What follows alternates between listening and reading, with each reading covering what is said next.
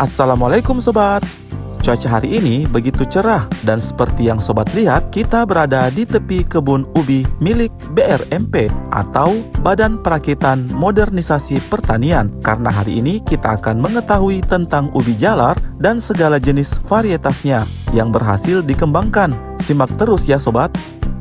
Lokasi saat ini berada di kebun produksi Bontobili, Kabupaten Goa, yakni perkebunan yang diperuntukkan untuk uji coba varietas suatu produk pangan, apakah nantinya bisa diterapkan secara komersial atau tidak. Seperti yang tertera di papan informasi tadi, ada beberapa jenis ubi jalar yang ditanam di sini dan akan dievaluasi apakah varietas tersebut bisa beradaptasi dengan lingkungan tumbuhnya, apakah varietas tahan terhadap hama, dan apakah dari adaptasi tersebut mampu menghasilkan panen sesuai yang diharapkan atau tidak. Jenis-jenis varietas ubi jalar yang dimaksud adalah Antin, Beta, Pating, Kidal, Sawentar, dan Papua Solosa. Bagi orang awam, mungkin nama-nama tersebut terdengar baru, namun sebenarnya penamaan tersebut didasarkan pada kandungan nutrisi yang dimiliki oleh tiap varietas, sehingga tidak sulit dalam membedakannya.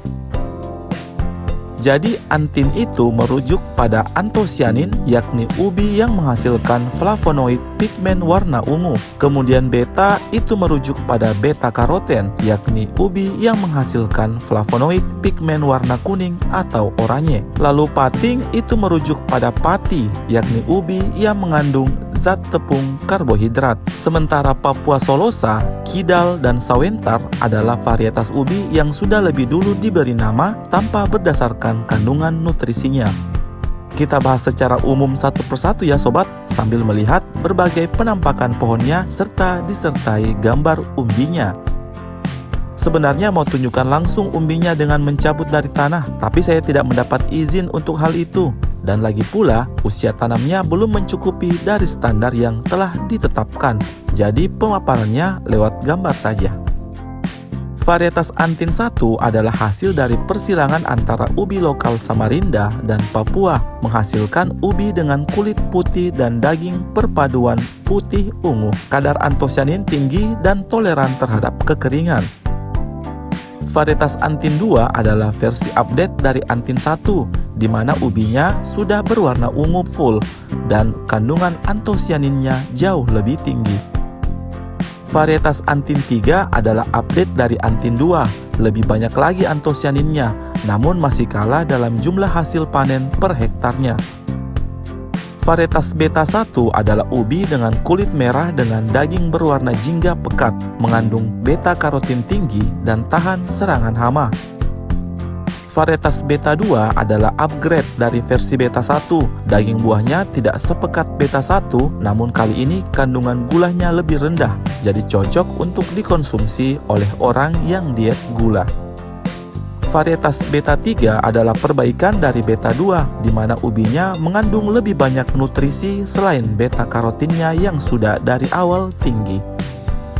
Varietas Pating 1 adalah jenis ubi jalar yang mengandung pati atau zat tepung yang tinggi dan merupakan varietas ubi yang paling tahan terhadap segala jenis lingkungan.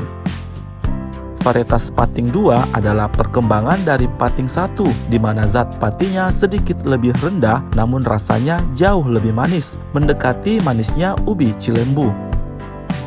Varietas Papua Solosa, sesuai namanya berasal dari Papua, adalah jenis ubi berdaging kuning yang kaya beta-karotin dan antioksidan, walau umur panennya sedikit lebih lama, yakni 6 bulan. Varietas Sawentar adalah ubi lokal juga dengan kemiripan dengan Papua Solosa, namun masa tanamnya jauh lebih lama lagi, yakni 8 bulan. Namun terkadang Sawentar adalah ubi yang mampu bertahan di mana jenis lain tidak mampu survive. Terakhir, varietas Kidal yang juga ubi lokal yang selalu jadi bahan eksperimen atau persilangan, karena dari ubi inilah tercipta varietas Beta 1 dan 2. Bentuk umum ubi jalar Kidal adalah membulat dengan kulit ungu berdaging kuning. Demikianlah penjelasan singkat beberapa jenis ubi jalar dari kebun produksi ini. Ya, walaupun tidak secara terperinci, namun mudah-mudahan mampu memberikan gambaran umum tentang varietas ubi jalar. Oh iya, untuk masyarakat awam, pengetahuan ini mungkin tidak terlalu membantu karena mereka melihat dari sudut pandang konsumen. Namun dari sudut pandang petani, pemilihan bibit unggul ubi jalar adalah faktor penting karena harus menyesuaikan kondisi tanah dan cuaca demi terciptanya panen melimpah yang sesuai dengan segala daya dukungnya. Sampai di sini dulu ya sobat. Dadah!